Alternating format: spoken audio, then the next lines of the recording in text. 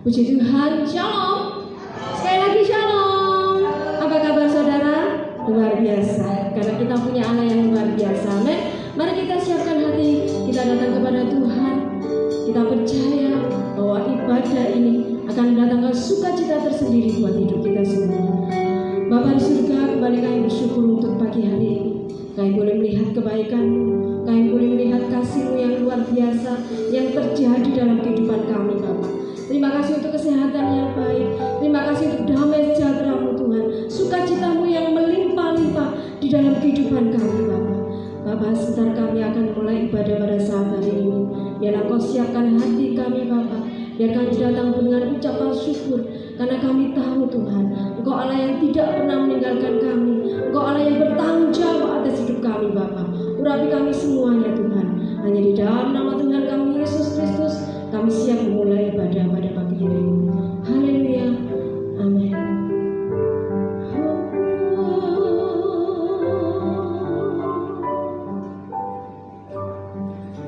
Bersyukur selalu bagi kasih-Mu di dalam hidupku. Dan takkan ku ragu atas rencana-Mu untuk masa depan. Sebagai Bapa yang baik, akan pernah Kau melupakanku.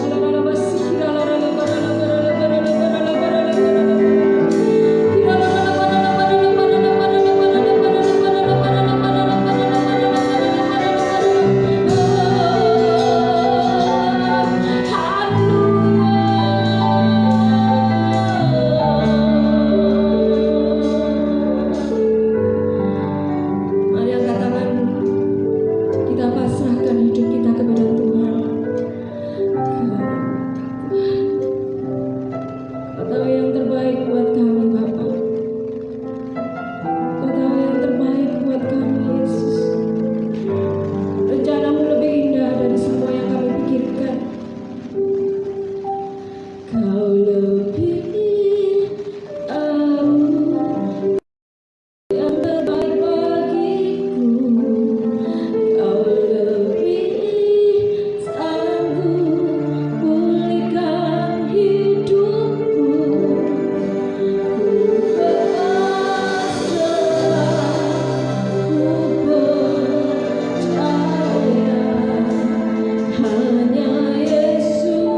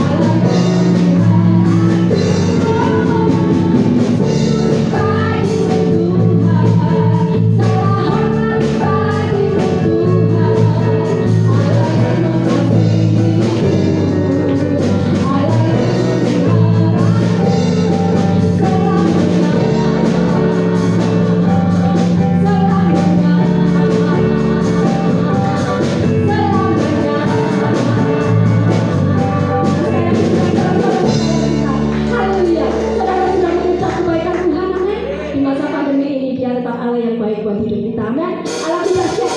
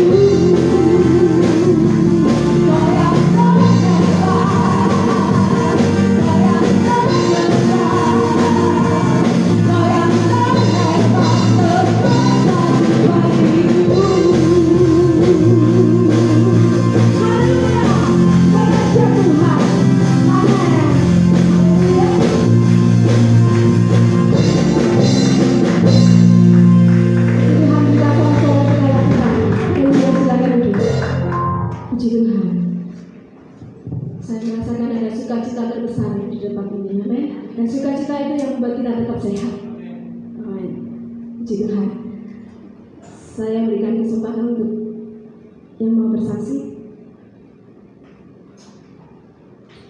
Berikan suara saya untuk kalian. Haleluya.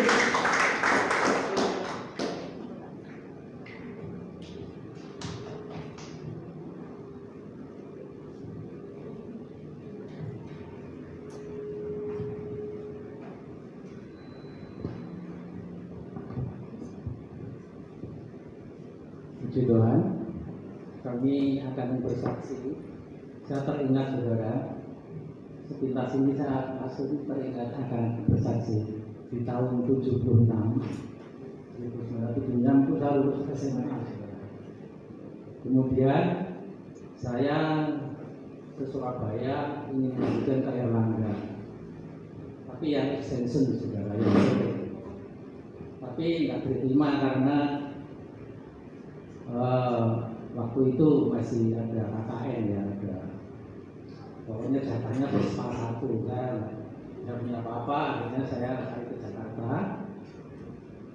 Lari ke Jakarta itu tahun waktu itu tahun 77 saya ingin kuliah lagi, tapi saya ingin juga kerja, jadi saya ingin kuliah sore, pagi kerja. Dan puji Tuhan waktu itu saya sudah kuliah, dan dalam setengah tahun itu saya itu nggak tahu ya, kok saya itu bebas biaya gitu. Jadi saya tuh ada beasiswa. Jadi sekolah nggak bayar saya saudara. Jadi kuliah saya nggak bayar. Dan waktu itu saya juga butuh pekerjaan karena di sana itu nggak ada kos secara kontrak saudara. Saya tuh pertama kali menumpang teman saya, tetangga saya yang di kampung ya, di Salatiga. Itu dia muslim. Tapi saya menumpang ke dia, saya kan cari kerjaan. Satu saat saya ditawari teman saya, dia kepala keuangan di market yaitu Aceh Fertilizer. Jadi pabriknya di Aceh, kantor pusatnya di Jakarta. Dan waktu saya itu sudah bikin lamaran, sudah di interview, saya masuk. Saya dijanjiin 4 hari lagi Anda masuk. Tetapi ternyata saudara, pada waktu saya tanyakan teman saya, gimana? Sebetulnya kamu sudah diterima oleh pimpinan cabang, tapi oleh manajemen yang di Aceh, kamu ini agama Kristen. Saya langsung ditolak. Itu inilah keputusan saya. Saya begitu membutuhkan untuk biaya makan, untuk biaya kontrak, nggak ada duit. Saya butuh pekerjaan. Ternyata sudah hati saya itu sudah plong ya, sudah dapat kerjaan. Nggak tahunya karena agama saudara. Karena saya Kristen, yang di Aceh kan tahu saudara. Di Aceh itu mayoritas gitu ya. Jadi manajemen di Aceh itu datang ke Jakarta melihat mungkin lamaran saya dibaca oleh Kristen.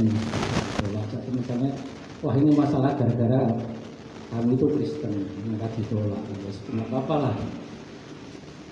Kemudian satu saat lagi saya diterima di media, saudara. Kumpulan saya itu wartawan tiap hari. Nah, saya diterima pertama di korektor ya. Korektor itu setelah dari wartawan kirim naskah-naskah itu, kita seleksi bahasanya yang kurang apa, kita koreksi dari redaksi, nanti redaksi lanjutkan ke layout. Nah, saya juga belajar layout main. Nah itu saudara, saya dapat biaya untuk kontrak, untuk makan saudara. Puji Tuhan, inilah tantangan hidup saya saudara. Bisa saya membutuhkan pekerjaan, tapi tertolak karena gara-gara agama. Ya inilah ikut salib saudara. Terus kemudian saudara, waktu saya sakit ya, sakit ginjal, puji Tuhan waktu itu saya didoakan saudara Deki ya. Saudara Deki, perut saya sudah membesar karena ginjal saya sudah kayak ini. Ternyata didoakan Deki itu saya muntang-manting saudara. Akhirnya keluar pasir kayak pasir laut gitu saudara. Terus saya lega, saya minta pulang paksa. Kemudian ada berbalik kambuh lagi sampai saya operasi 4 kali di rumah sakit William Budi saudara. 4 kali badan saya sudah habis saudara. Tinggal kulit sama tulang. Turun sekitar berapa kilo waktu itu ya? Dari 65 sampai berapa? 22 kilo. Waduh, jalan sudah meriang rasanya.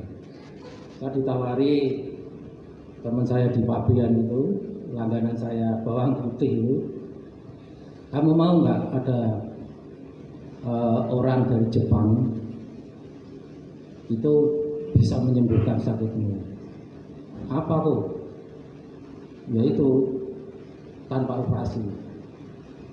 Wah ini rasanya kok alternatif, masa nggak mau? Saya ngomong, saya ini bikinan Tuhan, saya harus kembalikan ke Tuhan. Ibaratnya mobil Toyota yang rusak, masa akan dikembalikan ke mobil misalkan Mercy, itu nggak mungkin. Saya harus ke bengkel Toyota. Inilah saya nggak mau tuh. Ini tantangan-tantangan saudara. Dan waktu saya berjualan di pasar Atmawilangun, pasar induk itu saya dulu ditantang, kamu kalau mau sembuh masuk Islam. Saya nggak mau, saya cuma tobat aja. Inilah jadi anak-anak Tuhan itu harus pikul salib.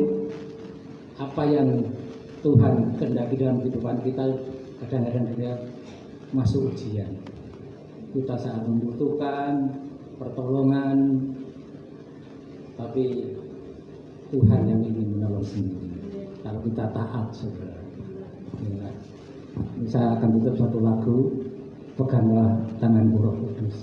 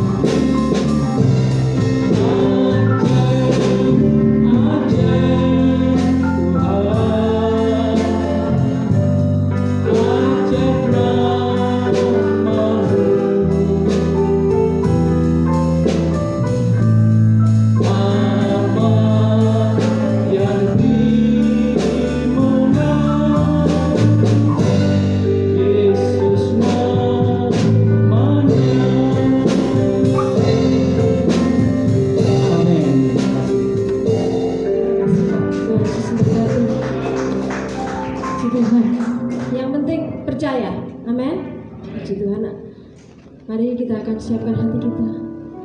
Kita datang kepada Tuhan.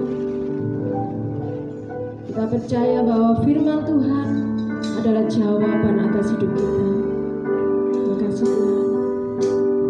Tuhan jadi andalanku. Hanya Kau Tuhan yang ku percaya. Di saat aku sudah tak mampu, hanya Yesus sanggup melakukannya.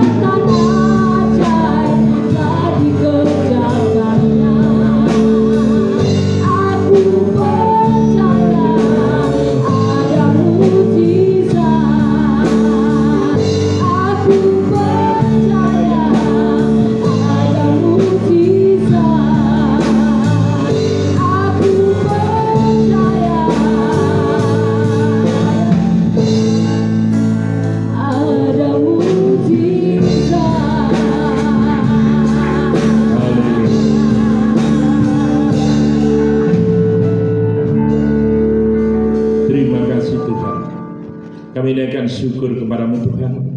Hanya di dalam Engkau lah mujizat itu ada. Di dalam Engkau lah segala-galanya bagi kami. Kami bersyukur kepadamu. Kami boleh memuliakan Engkau, menyembah Engkau pada pagi hari ini. Biarlah Tuhan segala pujian dan penyembahan yang naik hadirat-Mu dipakaikan dupa yang harum, yang menyenangkan hati Tuhan. Sehingga kami percaya di mana Tuhan dipuji dan dipermuliakan, Tuhan akan bertakhta di atas puji-pujian. Tuhan hadir tengah-tengah kami, memberkati kami. Urapilah kami dengan kuasa Roh Kudus Tuhan. Berikanlah hati dan pikiran kami untuk mendengar firman-Mu. Karena kami sadari tanpa firman-Mu kami tidak bisa apa-apa. Tuhan, terima kasih, inilah pujian dan doa kami. Hanya kami naikkan di dalam nama Tuhan Yesus Kristus. Yang percaya katakan amin. Silakan duduk, Tuhan memberkati. Shalom. Oh, saya bersyukur kepada Tuhan yang begitu luar biasa hari ini memberi kesempatan kepada saya untuk hadir sini. Dan terima kasih kepada Bapak Gembala juga memberi kesempatan untuk saya boleh hadir. Dan inilah pertama kali saya ke tempat ini. Saya telah diutus oleh bos untuk melayani tempat ini. Sekalipun hari ini sebetulnya di gereja saya ada acara ya, acara besar. Saya lupa ya, karena ya di kampung cucu saya itu sunatan gitu loh. Jadi banyak di gereja syukuran dulu. Wah, aku lupa. Ya sudah, nggak masalah ya. Tapi saya senang sekali dan saya bersukacita boleh hadir di tempat ini. Dan terlebih lagi di dalam situasi kondisi pandemi di mana akhir-akhir ini bertambah berat ya. Tanggal 25 kemarin yang meninggal di Surabaya saja 71. Dan yang meninggal kemarin sampai hari ini ada yang belum bisa dimakamkan. Harus antri, pemakaman aja antri saudara, ya, karena terlalu banyaknya dan ambulan dinas sosial terbatas, tenaganya pun terbatas. Nah, saya sebagai hamba Tuhan yang memakamkan konvert, saya pun tidak mampu. Selama ini saya hanya mampu, ya, berdasarkan catatan saya hanya 88 orang yang sudah saya makamkan yang konkret, ya. Dan ini saya off, selalu Sabtu Minggu saya tidak memakamkan karena apalagi situasinya yang dinamakan varian Delta ini sangat berbahaya ya. Tapi saya bersyukur kepada Tuhan karena Tuhan selalu memberikan kesehatan dan saya bersyukur kepada Tuhan bahwa gereja saya selama ini tidak pernah libur ya. Saya tidak pernah mengadakan siaran langsung atau online, nggak pernah. Saya tetap buka seperti biasa sekalipun masa pandemi ya. Dan saya batasi, saya taat protokol kesehatan ya. Dan saya batasi 50 orang saja yang hadir ya. Taat protokol dan selama ini tidak pernah libur sama sekali. Karena gereja saya di kampung bukan di jalan raya ya. Kampung kan lebih aman dan kampung yang melarang biasanya kan pengurus kampung. Nah, saya di kampung saya sendiri RW-nya. Jadi nggak saya larang. Makanya buka terus sampai sekarang. Di kampung-kampung lain gereja ditutup ya, karena memang itu aturan dan petugas atau pengurus kampung nggak berani ambil resiko. Karena di daerah itu mungkin zona merah atau zona kuning. Sekalipun di tempat saya zona merah, zona kuning, zona hijau tetap buka. Asal kamu tidak ke rumahnya orangnya, begitu kan ya. Jadi itu saya bersyukur selama ini saya tidak pernah menutup gereja saya sendiri. Saya dosa, gereja itu. Nah, itulah karena saya pengurus kampung. Puji Tuhan. Pagi ini saya akan bagikan berkat di dalam 1 Petrus pasalnya yang kedua. 1 Petrus 2 ayat 1 sampai 10.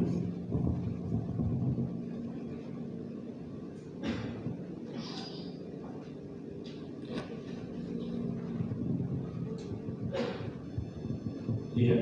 Kita baca 1 Petrus pasal 2 ayat 1 sampai 10 dikatakan demikian. Karena itu buatlah segala kejahatan, segala tipu muslihat dan segala macam kemunafikan, kedengkian dan fitnah. Dan jadilah sama seperti bayi yang baru lahir, yang selalu ingin akan air susu yang murni dan yang rohani, supaya olehnya kamu bertumbuh dan beroleh keselamatan. Jika kamu benar-benar telah mengejar kebaikan Tuhan dan datanglah kepadanya batu yang hidup itu, yang memang dibuat oleh manusia tetapi dipilih dan dihormati hadirat Allah. Dan biarlah kamu juga dipergunakan sebagai batu hidup untuk membangun suatu rumah rohani bagi suatu imamat kudus, untuk mempersembahkan persembahan rohani yang karena Yesus Kristus berkenan kepada Allah. Sebab ada tertulis dalam kitab suci, sesungguhnya aku meletakkan di Sion sebuah batu yang terpilih, sebuah batu penjuru yang mahal, dan siapa yang percaya kepadanya tidak akan dipermalukan.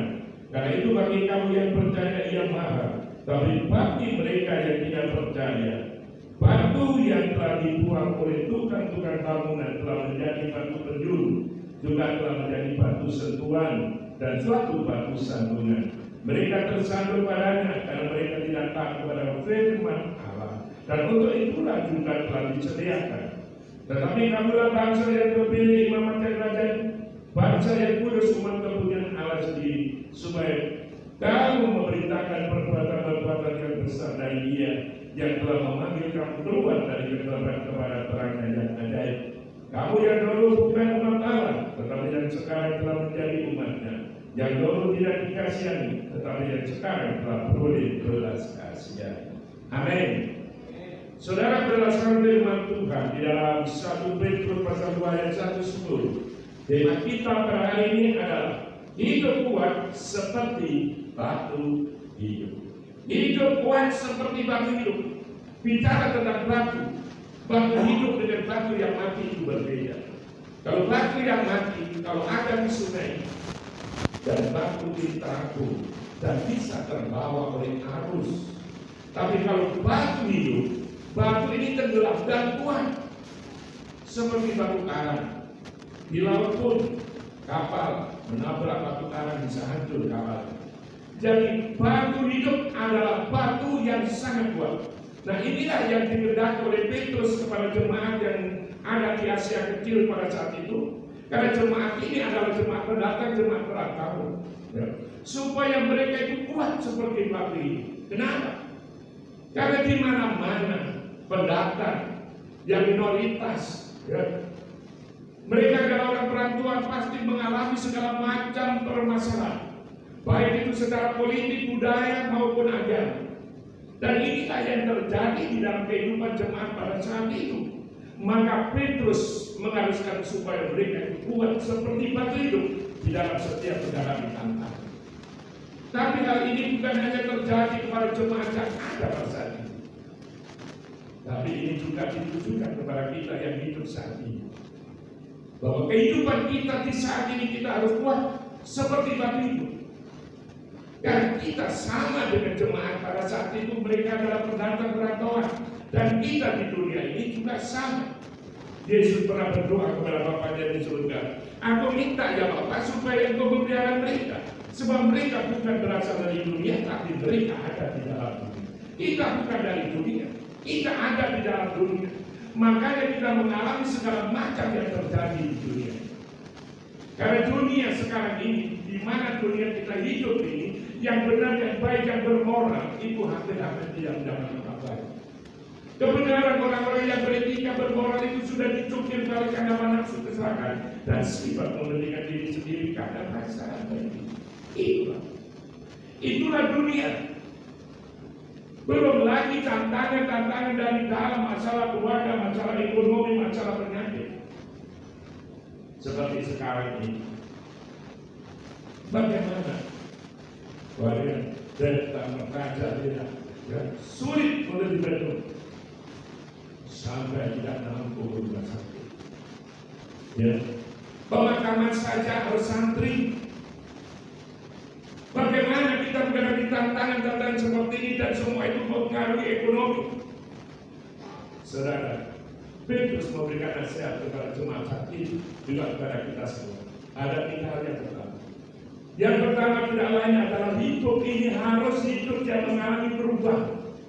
Kalau hidup tidak mengalami perubahan, kita sama dengan orang dunia, kita tidak akan mampu menghadapi tantangan dunia. Dan apakah kita memang benar sebagai orang percaya sungguh-sungguh kita sudah berubah? Sudah dirubah? Atau kita masih sama dengan mereka? Dan di dalam pembacaan tadi Petrus mengatakan orang yang hidupnya memang iman sudah dirubah Tuhan. Karena firman Tuhan mengatakan siapa dalam Kristus ciptaan baru, yang lama berlalu, yang baru sudah datang. Bentuknya sudah berubah. Pasti ada tandanya. Karena Petrus dikatakan kalau hidup sudah berubah, mereka disebut sebagai umat. Kita baca kembali ayat 10. Ayat 10 dikatakan begini, kamu yang dahulu bukan umat Allah, tetapi yang sekarang telah menjadi umatnya. Yang dahulu tidak dikasihani, tetapi yang sekarang telah boleh belas kasih.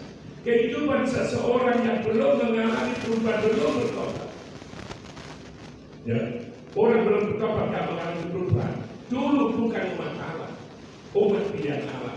Tapi setelah orang itu mengalami pertobatan, dia dirubah hidupnya, disebut sebagai umat pilihan Allah. Nah, sebagai umat pilihan Allah tentu hidup berbeda. Tuhan Yesus disalibkan, tidak bikin dua penjahat. Satu percaya, satu tidak percaya. Yesus di tengah-tengah. Berarti Yesus membedakan antara yang percaya dan tidak percaya. Makanya kehidupan untuk bisa kuat seperti batu hidup harus dirubah oleh Tuhan sebagai umat pilihan Allah. Berbeda hidupnya. Kalau orang lain menghadapi, wah, saudara, pandemi ini ketakutan luar biasa. Tetapi umat pilihan Allah tidak.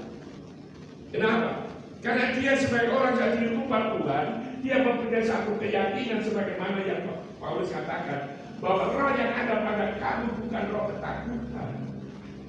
Kata dikatakan 2 Timotius 1 ayat 7. Bukan roh ketakutan, tapi roh yang membangkitkan semangat. Inilah kehidupan orang percaya yang sudah dirubah Tuhan menjadi umat Allah, memegang kebenaran firman Tuhan. Bahkan Yohanes mengatakan, roh yang ada pada kamu adalah lebih besar daripada roh yang ada di dalam diri. Yakin. Ya, jadi umat pilihan Allah berbeda kehidupannya dengan orang-orang dunia. Mengaku sebagai umat pilihan Allah. Oh, saya ini untuk dirubah Tuhan. Aku sudah menjadi umat pilihan Allah. Maka tandanya inilah aku pakai sarung. Kalau sarung, ada yang dalamnya itu pakai sarung salib. Tapi hanya nunduk terus. Mungkin nggak pernah salib. Jadi nggak tolak-tolak, nggak tengok temannya, ada temannya nggak pernah disokong. Loh, apakah ini tandanya orang yang sudah dirubah? Bukan. Walaupun pakai kalung salib yang besar pun bukan satu jaminan. Tandanya adalah dia sebagai umat Allah hidupnya berbeda, kudus. Hidupnya kudus. Sudah berbeda. Kudus itu berarti dia berarti dibedakan atau berbeda. Tidak sama dengan orang itu. Nah, saya tidak tahu bagaimana kita saat ini. Kita ini orang kudus, orang suci, atau orang berdosa. Dan saya sering tanya kepada orang, apakah saudara saat ini orang berdosa atau orang kudus? Bapak masih hidup di dunia, dia pada dosa. Saya katakan, imanmu yang menyelamatkan kamu. Kalau kamu masih beriman sebagai orang berdosa, kalau ini terjadi tsunami, maka bersyukurlah kamu ada di dalam neraka. Karena apa? Karena imannya masih berdosa. Imannya masih berdosa. Kita percaya kepada Yesus nanti di kayu salib adalah untuk pengampunan hidup saya, mengampuni saya. Saya yakin kalau saya bertobat, firman Tuhan mengatakan sekalipun dosamu merah seperti kemisik menjadi putih seperti salju, sekalipun berwarna merah seperti kayu sumba menjadi putih seperti bulu domba. Oh, saya yakin bahwa saya sudah bertobat, saya percaya aku sudah diampuni Tuhan, dosaku sudah disucikan, aku menjadi orang yang bersih. Tapi ditanya orang berdosa atau orang kudus? Yang berdosa, Pak, berarti kurang iman. Alkitab, imanmu lah yang menyembuhkan kamu, imanmu lah yang menyelamatkan kamu. Jadi keselamatan adalah anugerah Allah karena iman kepada Yesus Kristus. Hidup kita adalah kudus. Makanya di dalam 1 Petrus 1 ayat 16 katakan, kuduslah kamu sebab aku kudus. Jadi iman kita harus iman yang kudus, jangan iman berdosa terus saja.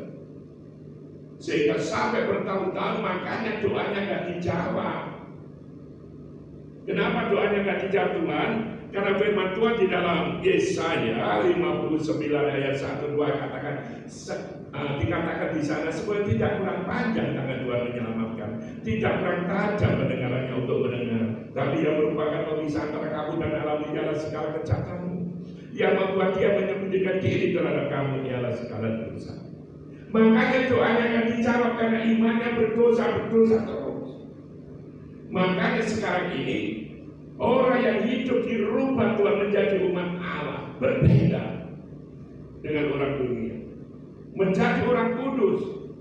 Di dalam ayat 9 tadi dikatakan, kamulah bangsa yang kudus. Di ayat 9 dikatakan begini, tetapi kamulah bangsa yang terpilih, imam yang dari bangsa yang kudus. Kita ini orang kudus, ya, orang kudus. Tapi orang kudus banyak loh yang kena COVID, ya. Orang kudus banyak yang COVID di kudus, kota kudusnya, ya. Di kota kudus banyak. Nah, saudara, jadi kita ini adalah umat Allah, hidupnya berbeda, menjadi orang yang kudus.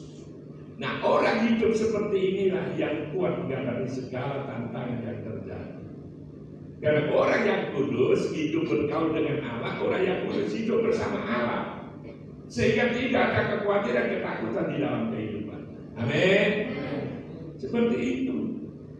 Nah, apa yang katakan sama Petrus? Kalau kehidupan orang yang di rumah Tuhan itu, apakah hidup seperti itu saja? Tidak. Bahwa Petrus mengatakan orang yang hidup sudah dirubah oleh Tuhan, disebut sebagai umat Allah, dan kehidupannya membuang semua dosa, membuang semua kejahatan di dalam hidup. Kita baca kembali ayat 1, ya. Ayat 1 dikatakan begini pembacaan kita, 1 Petrus pasal 2 ayat 1. Karena itu buanglah segala kejahatan, segala tipu muslihat dan segala macam kemunafikan, kedengkian dan fitnah. Jadi orang yang hidup di rumah Tuhan tidak bisa katakan siapa dalam Kristus ciptaan baru, yang lama sudah berlalu, yang baru datang. Jadi membuang semua kejahatan. Gak peduli dulunya latar belakangnya itu sebagai seorang paranormal, sebagai dukun, atau sebagai orang pinter, atau kehidupannya itu dulunya adalah kepercayaan yang lain. Tapi setelah hidup di dalam Yesus, hidup di rumah Tuhan, dia membuang semua yang lama. Seperti Paulus katakan, aku melupakan apa yang ada di belakangku dan mengarahkan pandanganku ke depan. Itulah hidup umat Allah, melupakan semuanya. Paulus sebagai orang ciptaan baru, yang lama itu sudah berlalu dan yang baru itu sudah datang.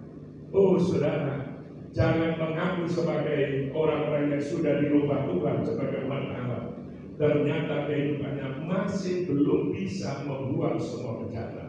Masih ada sakit hati, masih ada juga fitnah, masih ada juga kebencian, dendam, dan lain sebagainya. Bahkan suami istri pun saling dendam pun tidak sedih. Itu berbahaya.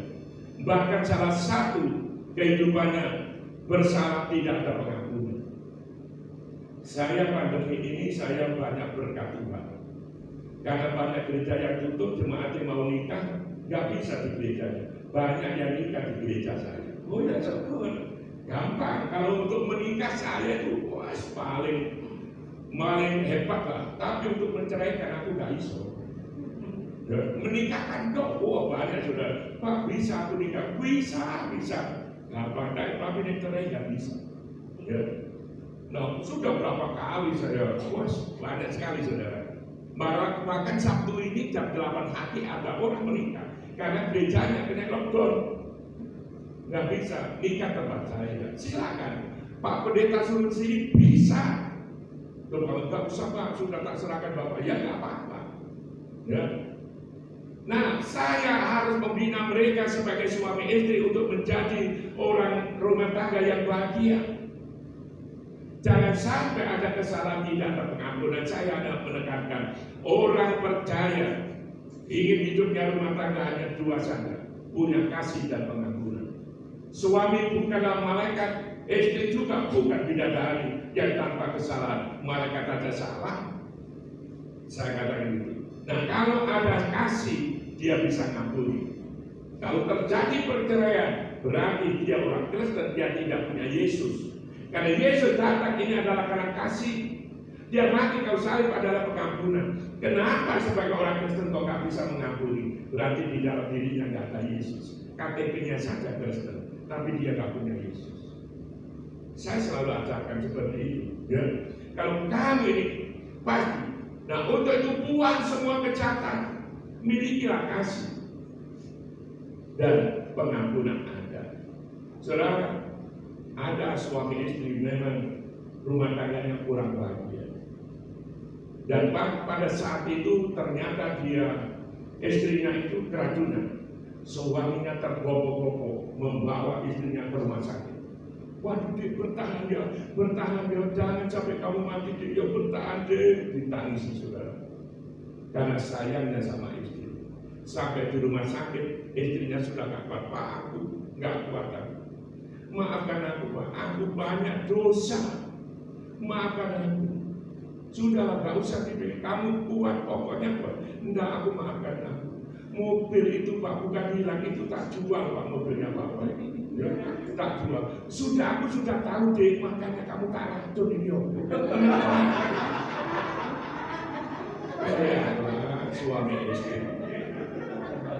Makanya si kuat, tapi itu tak racun. Ternyata suaminya tahu bahwa mobilnya dijual. Pak, gimana ini? Diracun. Loh, gimana kasih itu? Inilah kenyataan. Banyak orang orang nikah. Ya saya menikahkan orang pandemi ini kalau nggak ada suratnya resmi saya nggak mau. Usianya sudah 40, sudah 50 nikah. Loh, kamu bujang janda atau duda? Kalau bujang mau, kalau janda duda aku nggak mau. Tak lihat suratnya. Karena ada orang menikah. Loh, kamu dulu kan menikah? Iya Pak. Loh, ini nikah keberapa? Ini keempat. Loh, kok bisa? Istriku mati Pak. Loh, kenapa? Ya, yang pertama itu gagal otak, meninggal. Yang kedua, yang pertama itu minum racun, meninggal. Yang kedua juga. Dan yang ketiga, gagal otak. Loh, kenapa? Oh, tak suruh minum racun gak mau, tak bodoh kayak gitu. Ya mati kabeh jalanan begini. Ya gak bisa katanya pendeta, lu tak tahu aku. Kalau istrimu kalau gitu terus. Dari pertama diracun, yang kedua disuruh minum racun, yang ketiga gak mau. Betul saudara. Gagal otak. Bagaimana kasihnya? Makanya kalau saya menikahkan itu saya tekan apa lo? Janji nikah, saya menerima engkau sebagai istriku dan berjanji saya akan mengasihi engkau segenap hatiku sampai mau memisahkan. Itu apa lo sungguh-sungguh Pak itu kan? Kenapa? Karena sering kali dulu saudara rumah tangga itu masalah ekonomi, masalah ini geger, istrinya dipukul sana, ditampar sana. Lo janjinya dulu itu gampang. Mungkin saya bersedia menerima engkau dan bersedia untuk menamparimu setiap hari. Itu yang enggak itu. Coba ditampari terus. Ada cuma saya lari-lari. Aku dipukul suamiku Pak, gimana ini? Tak lapor polisi. Lapor polisi kena apa? Sudah, diampuni aja. Macam-macam saudara.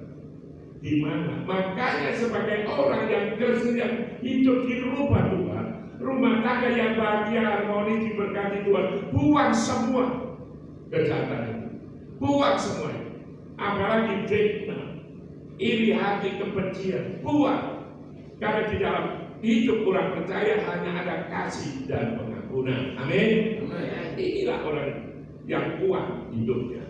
Nah, Petrus menekankan bukan itu saja, tapi kehidupan tanda orang yang sungguh-sungguh dirubah Tuhan gak bisa ditipu.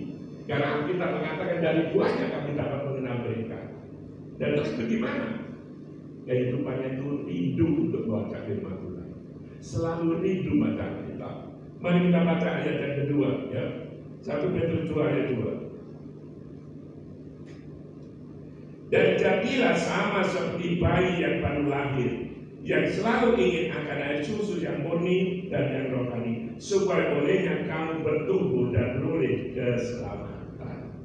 Saudara, orang yang sungguh-sungguh hidup di rumah Tuhan, saya yakin, karena saya mengalami sendiri bagaimana saya dirupa oleh Tuhan, saya rindu untuk membaca Alkitab. Ya, membaca Alkitab, luar biasa. Kalau orang mengatakan aku sudah dirubah Tuhan, tapi tidak membaca Alkitab, berarti belum dirubah.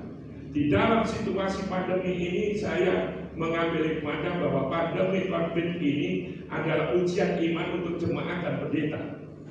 Kenapa? Wah, gereja ditutup, online saja, wah siaran lewat semuanya dan lain sebagainya. Betul, hanya 1 kali 2 kali. Besok itu enggak. Loh, kenapa minggu kok gak ngikuti? HP-nya habis kuotanya. Diambil anak gue, ya apa? Nangis gak bisa. Ujian. Nah, apakah di rumah baca Alkitab? Ujian. Saudara, ternyata enggak. Jadi ada puji Tuhan, ya gereja ditutup. Aku tiap minggu dibangunkan istriku, wah susah setengah mati lah, malah ditutup. Alhamdulillah. Senang, loh, ada banyak orang senang ditutup nih saudara, karena gak ke gereja. Nah, ujian bagi jemaat sejauh mana, apakah sekalipun ada tantangan-rintangan tetap membaca Alkitab? Ujian bagi pendeta dengan gerejanya ditutup, bingung, waduh aku makan dari mana? Wong hidupku dari gereja, dari persembahan sekarang ditutup, gak ada ibadah kayak ini. Wes tak jual lumpia. Banyak akhirnya berubah profesi hamba Tuhan, jual lumpia, jual bumbu pecel, ya. Ada yang datang ke rumah saya, Pak Adi, beli bumbu pecel. Loh, kamu jualan bumbu pecel? Iya, soalnya gerejaku ditutup ya Pak. Kamu dulu melayani Tuhan dipanggil apa ngelamar sih? Padahal orang S2 saya ngelamar apa dipanggil? Kalau kamu memang melayani Tuhan dipanggil Tuhan, kenapa takut? Tuhan pasti sediakan. Saya melayani Tuhan dari awal sampai sekarang, tadi itu kan. Karena panggilan Tuhan, saya tidak pernah ambil persembahan di dalam gereja. Saya masuk di gereja, dan saya dipelihara Tuhan. Saya bersaksi sama dia, tak marahi, teman sendiri, tak marahi. Saya tetap bertahan terus. Walaupun ada nasi dengan kecap, anak-anak saya bersyukurlah kamu. Karena dari inilah Tuhan memberkati kamu. Kalau kamu bersyukur, walaupun nasi dengan kecap, sobat tahu, gelegek babi kecap. Ya gak tahu saudara bersyukur. Iya Pak, babi kecap Pak, sama ngerti. Ya. Makanya aduh, ini kami itu hamba Tuhan kok jualan bumbu pecel, jualan aduh ya di mana? Panggilanmu di mana? Jawab dari mana? Gak usah khawatir.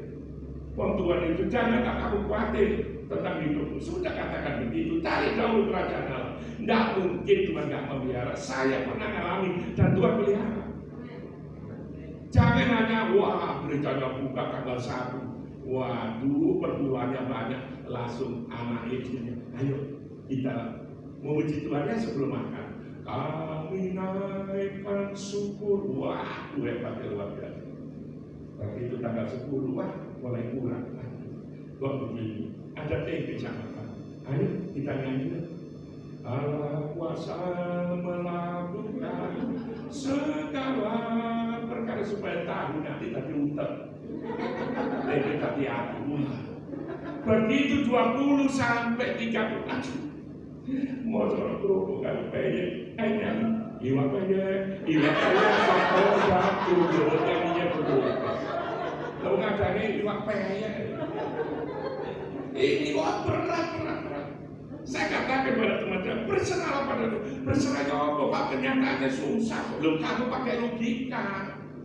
Percayalah Tuhan itu akan memberkati kamu. Saudara, jangan dikira bahwa dengan adanya pandemi ini semua itu kuat. Tidak. Orang yang sungguh-sungguh dirubah Tuhan, saudara. Betul.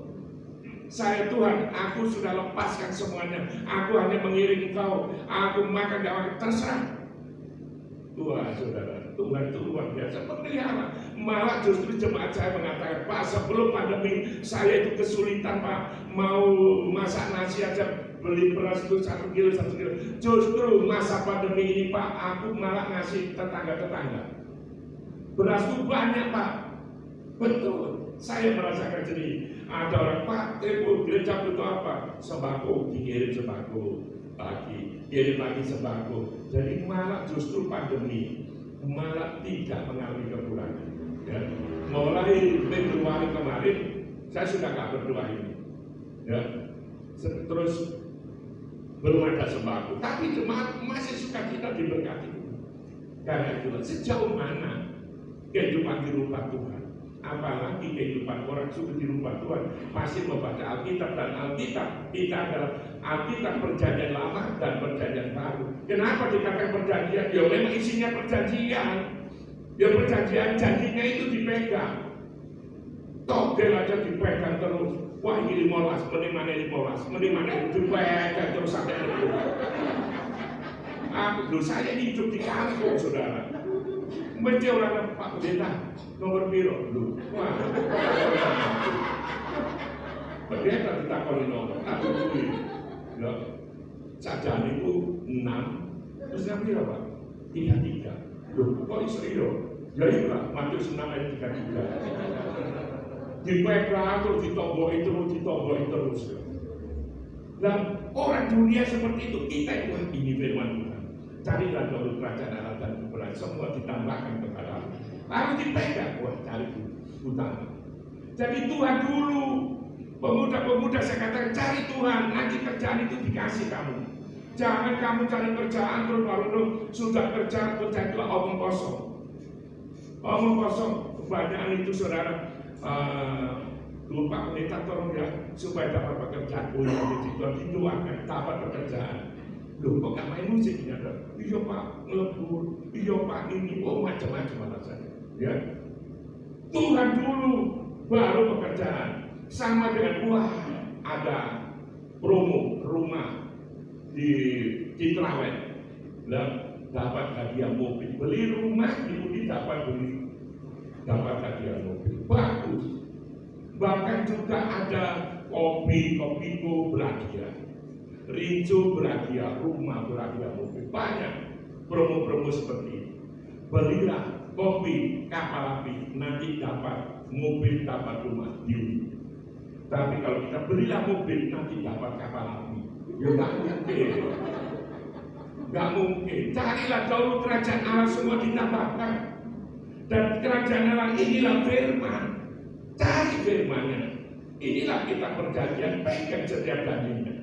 Pegang terus, wah ini kapan digenapi hidup saya. Ya, bahwa Yesus mengatakan bahwa orang yang percaya kepada Yesus, ya, bahwa mereka akan hidup berkelimpahan. Wah, pegang janjinya.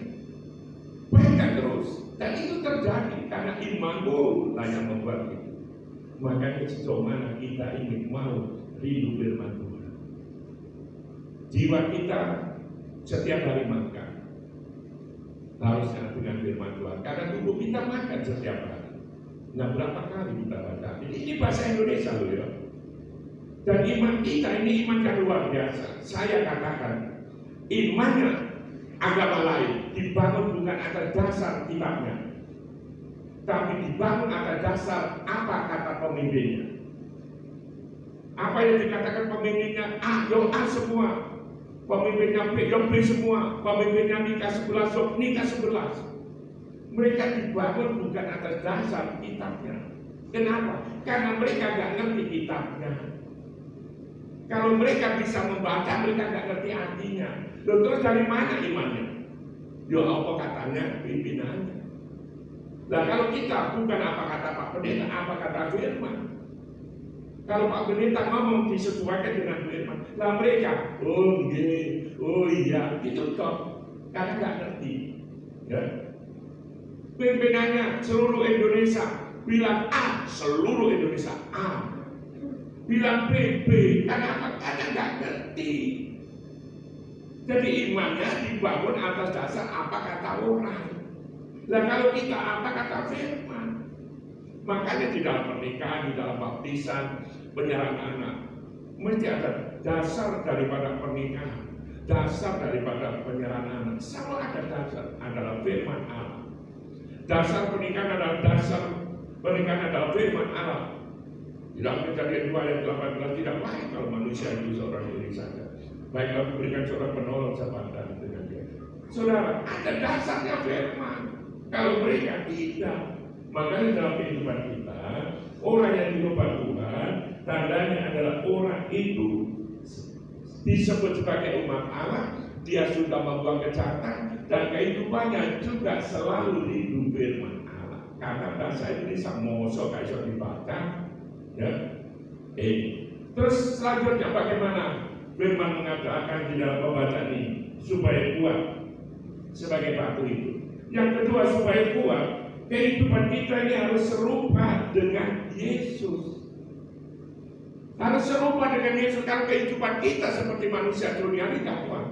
Hidup harus serupa dengan Yesus. Bagaimana? Ya kita ingat bagaimana Yesus. Dia dibuat tapi dipilih Allah. Ya. Dia disiksa tapi dia mengasihi, dia dikutuk tapi dia memberkati. Sekalipun orang menghina dia, malah paling dia batu, diberkati. Bahkan sampai di atas kosan dia berdoa, Bapa ampunilah mereka, sebab mereka tidak tahu apa yang mereka lakukan. Jadi dalam kehidupan orang Kristen yang mutlak dan utama, hidup seperti Kristus, berarti kehidupannya juga penuh dengan pengampunan kepada orang lain. Kalau kita bisa mengampuni orang lain, maka kehidupan kita tidak ada masalah dengan orang lain. Tidak ada masalah. Kita nggak punya masalah dengan orang berdosa pun kita ampuni. Nah ini kehidupan Kristus, kasih dan pengampunan luar biasa. Dia memberi makan 5.000 orang lebih. Dia menyembuhkan orang di Kapernaum, orang bahkan lumpuh pun berjalan. Lazarus sang mati 4 hari pun juga bangkit. Betapa besar kasihnya. Maria menangis, seandainya kau datang dulu, tentu saudaraku tidak akan mati. Sekarang pun tidak mati. Yesus menangis dan akhirnya dibangkitkan Lazarus. Dia penuh dengan belas kasihan, saudara. Hidup sama seperti Kristus. Kalau kehidupan orang Kristen sama seperti Kristus, sekalipun dalam situasi yang bagaimanapun sulitnya, dibenci orang, dicaci maki orang, dia tetap mengampuni, tidak ada masalah. Kekurangan pun, susah pun dia tetap bersuka cita, karena Yesus mengatakan anak manusia datang ke dalam dunia meletakkan kepalanya pun tidak bisa. Sekalipun kita hidup di kampung, sekalipun hidup dimanapun, di saat badai kehujanan, tidak pernah kosong, tetap semangat kehidupannya. Karena hidup sama dengan Yesus. Bahkan kehidupan yang serupa dengan Kristus, saudara akan menjadi teladan bagi orang lain. Karena hidupnya sama seperti itu. Ini yang dikehendaki Tuhan. Orang yang kuat sama seperti itu, mampu mengatasi segala-galanya. Dan kehidupan yang sama dengan Kristus menjadi teladan. Hidup kita menjadi teladan. Kalau saudara ke kampung saya, saudara tanya, ya rumahnya Pak Pendeta, ya hanya satu karena pendeta satu. Terlebih rumahnya Pak Erik, semua orang tahu saya. Saudara bisa tanya bagaimana kehidupan di kampung. Nah, saudara bisa tanya jelek-jeleknya itu ya apa. Saudara bisa tanya. Karena saya ingin menjadi berkat, saya ingin menjadi teladan supaya mereka itu percaya. Karena kampung saya tidak ada orang percaya. Hanya 3 kakak 1 RW. Ya. Tapi saya dipilih sebagai RW. Saya ingin menjadi berkat di sana. Sekalipun ya mereka ada gak suka, tapi saya tetap berusaha.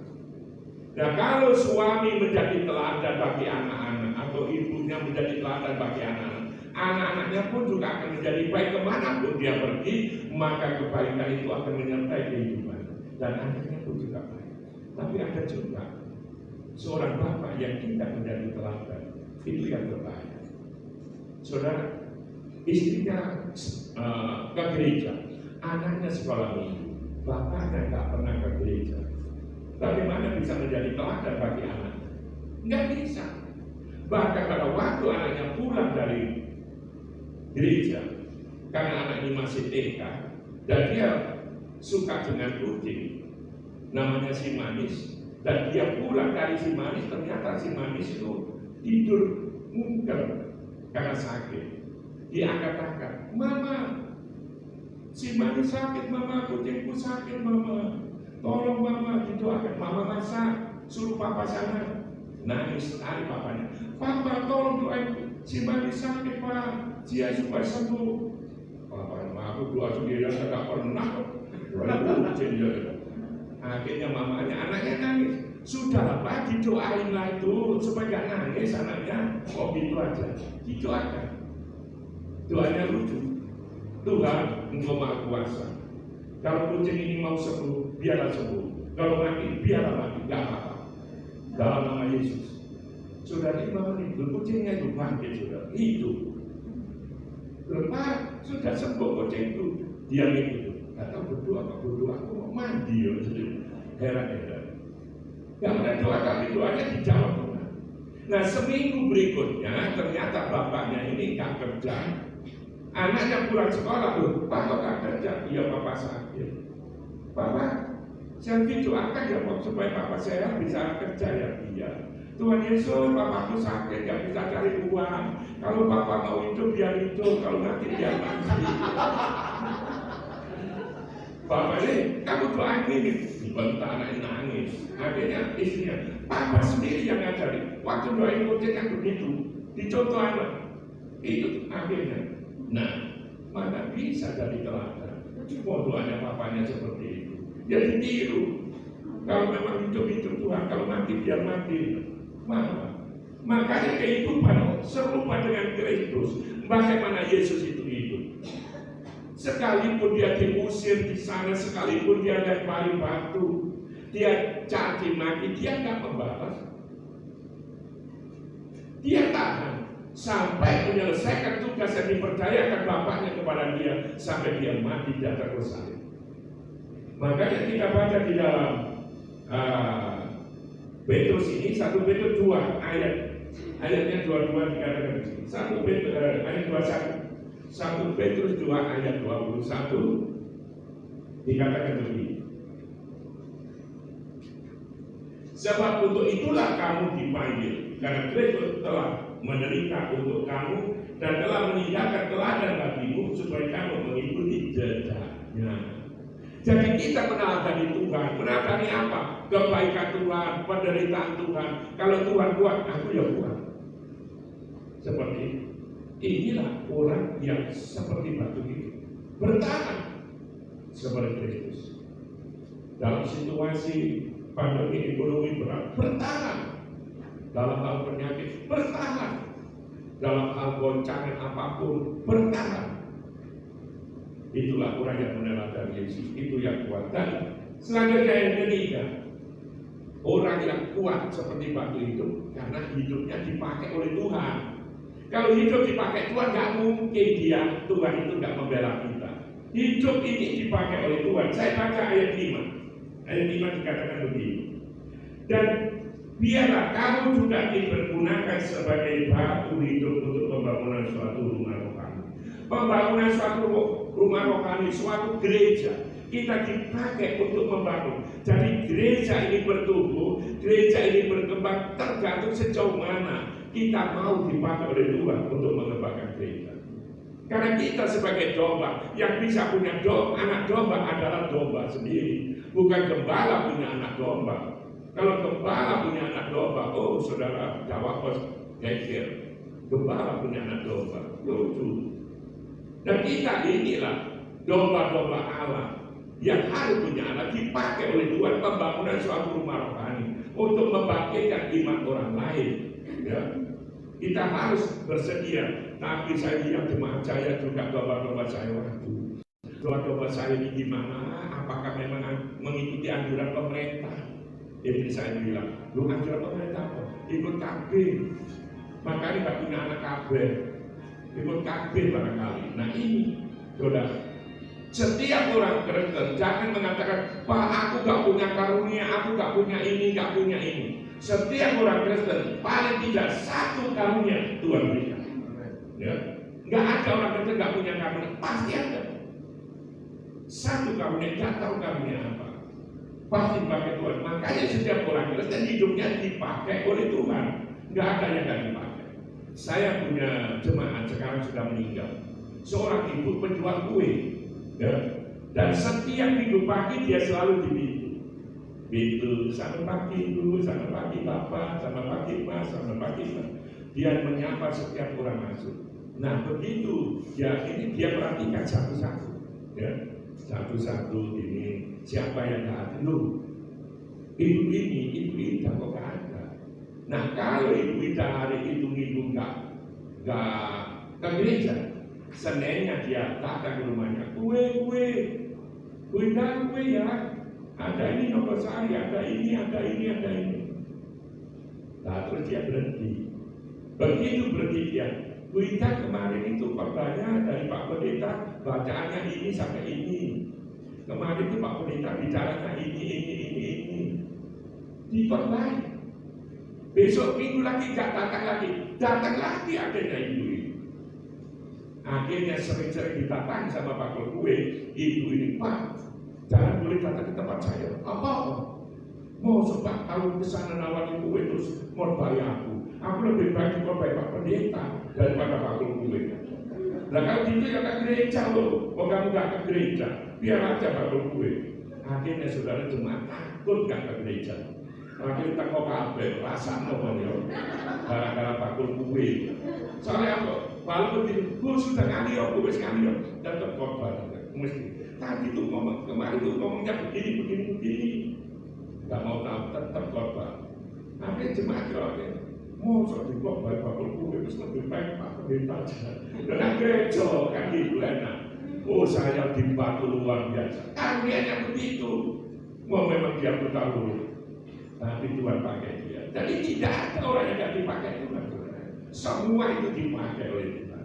Seandainya saya katakan kepada jemaat, 1 bulan paling tidak 1 orang lah kamu bawa ke gereja, pasti gereja ini penuh. Tapi jangan dulu masa pandemi ini seorang. Nah harus 1. Percaya. Jadi saya berbani jemaat 1 tahun paling tidak 1 orang kamu menangkan. Karena kamu punya hutang sama Tuhan Yesus. Tuhan Yesus itu mati kau salib untuk menebus kamu. Dan kamu harus bayar apa? Nyawanya Tuhan Yesus. Bayar nyawa, selamatkan nyawa itu. Biar nantinya orang mau masuk neraka, selamatkan. Paling tidak 1. Nah ini, jadi ingat saudara, di dalam situasi dunia sekarang ini kita sadari karena Yesus sudah mengatakan kita bukan berasal dari dunia, tapi kita ada di dalam dunia. Makanya kita mengalami sakit penyakit masalah apapun di dalam dunia. Dan kita sementara di dunia.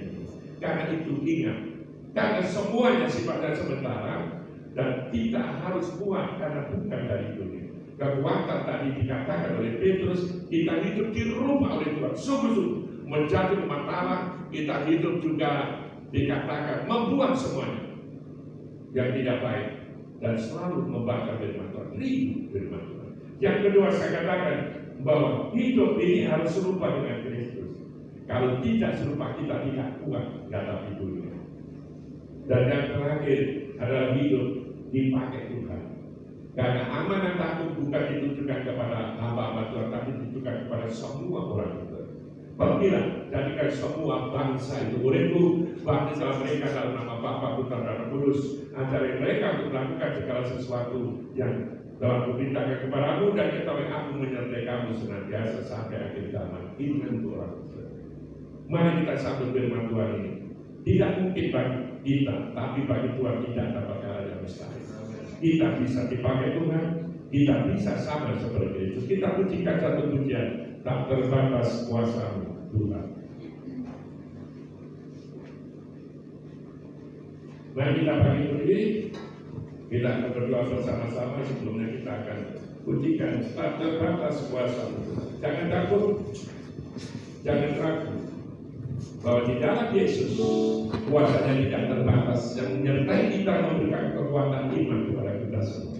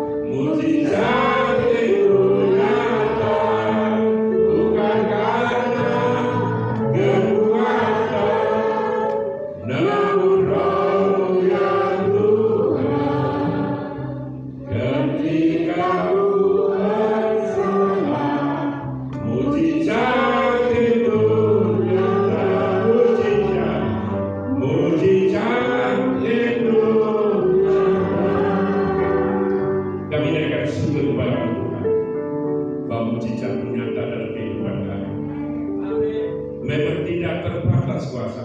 Bagi kami tidak mungkin, tapi bagi Engkau mungkin. Dalam menghadapi segala tantangan di dalam hidup ini, kami hanya kuat kalau kami hidup di dalam Tuhan, hidup dirubah oleh Tuhan, seperti Tuhan, dan hidup mau dipakai oleh Tuhan.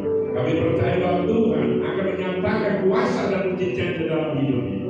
Tuhan, tidak ada yang perlu kami takutkan dalam hidup ini.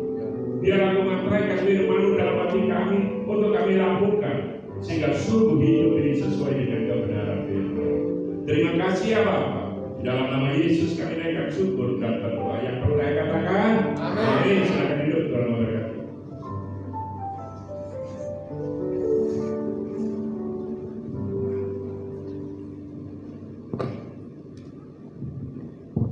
Iya, semua diberkati Tuhan. Kok rasanya nggak yakin nih? Semua diberkati Tuhan. Iya, haleluya. Ya, terima kasih kepada Bapak Pendeta Hadi Vito yang sudah melayani di tempat ini. Ya, beliau ini satu pelayanan rekan di Blessing of the Spirit yang setiap minggu keempat itu kita tukar mimbar ya. Kayak tadi saya di Gereja Kristus Injili Tambak Mayor di tempatnya Pak Yohanes Baku. Jadi kita putar-putar begitu ya, untuk bisa memberkati satu sama lain. Ya, untuk minggu depan itu kita akan dilayani Ibu Syamil ya. Jadi pendeta muda Syamil, Reverend Sabteno, juga ada perjamuan suci ya. Jadi diharapkan bagi Bapak Ibu yang mengikuti live streaming bisa mempersiapkan roti perjamuan, anggur. Bagi Bapak Ibu yang memerlukan bisa WA atau di grup minta, nanti kita bisa atur untuk kirim anggur perjamuannya gitu ya. Tapi apabila memang saya mau bikin sendiri ya nggak apa-apa ya, asal anggurnya yang benar gitu ya, jangan anggur yang lain. Nanti minumnya anggur koleso. Ini ya, itu bisa pakai sirup ABC rasa anggur gitu ya, atau buah pita seperti itu ya. Ibadah seperti biasa selama tidak ada perubahan peraturan dari pemerintah. Tetap kita ikuti aturan bahwa tetap ada masker, cuci tangan pakai sabun, juga hand sanitizer, juga termogan, ya, termometer yang bisa ditempel itu ada di sana. Juga jarak tetap kita lakukan. Jadi kita sesuai sampai kalau memang ada perubahan, karena tidak semua gereja itu bisa onsite seperti kita, termasuk di tempatnya Pak Hadi ya. Jadi kita bersyukur itu kemurahan Tuhan, karena teman saya begitu di lingkungannya itu ada yang kena persis tetangga atau gimana, karena memang di situasi di sana langsung tutup semua. Jadi sementara onsite seperti itu. Jadi bersyukurlah, ayo mari kita saling menjaga satu sama lain sehingga kita masih bisa tetap seperti saat ini, kita bisa beribadah di sini bersama-sama, itu karena kemurahan Tuhan. Dan saya percaya juga semua juga kemurahan Tuhan, tapi bersyukurlah kita masih bisa melakukan hal seperti ini. Tetapi apabila Bapak Ibu mungkin ada saudara atau rekan-rekan, tadi saya juga WA itu karena apa, saya ngirimi. Jadi Facebook yang ada di kita saya kirimi ke beberapa teman yang selama ini mungkin tidak bisa beribadah. Linknya bisa lihat di Facebook Rumah Pemulihan, di Instagram Rumah Pemulihan, maupun siaran tunda di YouTube ya. Kita punya YouTube. Kalau bisa sama-sama di like ya, subscriber gitu ya saudara, supaya YouTube-nya bisa online begitu. Ya kita masih nunggu untuk supaya YouTube-nya bisa online. Ya kita sudah diberkati Tuhan kamera syuting. Jadi setidaknya ayo kita manfaatkan semuanya untuk menjadi berkat, dan yang melihat acara kita untuk kita jadi berkat ini tidak cuma di Surabaya Bapak Ibu, sudah se-Indonesia bisa lihat. Bahkan pernah ada yang komentator dari luar negeri pakai bahasa Inggrisan begitu. Kita jadi berkat untuk kita bisa melakukan sesuatu yang baik untuk kemuliaan nama Tuhan ya. Tetap semangat, amin. Gitu, nah. Ya, jadi Bapak Ibu yang ingin memberikan persembahan persepuluhan bisa lihat ini ada rekening atas nama gereja BRI GB House of Healing. Jika ingin memberikan persembahan, ada kotak persembahan di belakang, atau bisa transfer di rekening BCA ya, karena kita lagi siap-siap ini. Kita rencananya juga akan buat rekening atas nama gereja untuk di link BCA ya. Jadi kita masih persiapkan karena Anda tahu situasi di sini, kita masih ya belum milik-milik kita. Jadi tapi doakan supaya bisa ada domisili jelas gitu ya. Tapi percayalah, bagi Tuhan tidak ada yang mustahil ya, untuk melakukan sesuatu yang baik. Mari kita bangkit berdiri, kita akan baca pengakuan iman kita kepada Tuhan.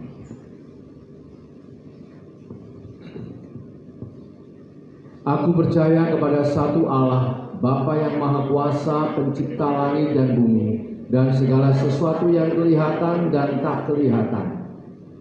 Dan kepada Tuhan Yesus Kristus, Putra Allah yang tunggal. Ia lahir dari Bapa sebelum segala abad. Allah dari Allah, terang dari terang, Allah yang benar dari Allah yang benar. Ia dilahirkan bukan dijadikan, sehakikat dengan Bapa. Segala sesuatu dijadikan olehnya. Ia turun dari surga bagi kita manusia dan bagi keselamatan kita. Dan ia dikandung oleh Roh Kudus, dilahirkan dari perawan Maria, sehingga menjadi manusia. Ia disalibkan bagi kita pada pemerintahan Pontius Pilatus. Ia mati di dalam penderitaan dan dikuburkan. Pada hari ketiga ia bangkit menurut kitab suci. Ia naik ke sorga, duduk di sebelah kanan Bapa, dan ia akan kembali dengan kemuliaan, mengadili orang yang hidup dan yang mati, dan kerajaannya tidak akan berakhir. Aku percaya kepada Roh Kudus, Tuhan yang memberi hidup, yang berasal dari Bapa, yang bersama Bapa dan Putra disembah dan dimuliakan. Ia berfirman dengan perantaraan para nabi. Aku percaya akan gereja yang satu, kudus, am dan rasuli. Aku mengakui satu baptisan dan penghapusan dosa. Aku percaya dan menantikan kebangkitan orang mati dan kehidupan di dunia yang akan datang yang kekal. Amin. Ini kami Tuhan, ini hidup kami, jadikan Allah-Mu untuk kemuliaan-Mu, menjadi pribadi yang sehat dan tegar sampai Engkau datang. Ini kami Tuhan, ini hidup kami, jadikan Allah-Mu untuk kemuliaan-Mu, menjadi pribadi yang sehat dan tegar. Haleluya, amin.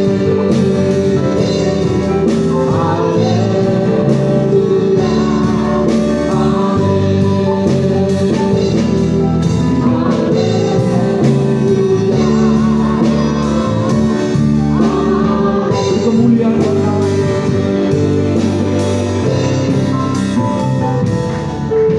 Kami bersyukur ya Tuhan, Kau sudah pimpin ibadah kami dari permulaan pertengahan ke akhirnya. Biarlah hanya nama-Mu saja yang ditinggikan dan diagungkan. Sebelum kami berpisah, kami mau menaikkan doa-doa syafaat kami untuk bangsa dan negara kami, Republik Indonesia. Tuhan, lawan untuk negeri kami, pulihkan bangsa kami. Dengan situasi keadaan seperti ini, kami percaya Kau punya rencana yang luar biasa untuk negeri kami. Kami percaya Kau akan munculkan ya Tuhan anak-anak Tuhan yang berpotensi untuk jadi garam dan terang Tuhan, untuk kemuliaan nama Tuhan. Pakai ya Tuhan pemimpin kami, mulai dari Bapak Presiden, wakil semua staf pejabat tertinggi yang rendah, yang ada di pusat maupun yang ada di daerah. Tuhan, campur tangan, beri takut akan Tuhan.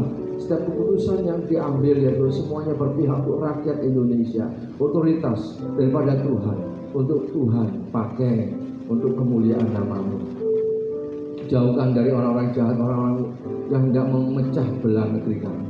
Tuhan, NKRI harga mati, Biarlah kemurahan kasih Tuhan dinyatakan.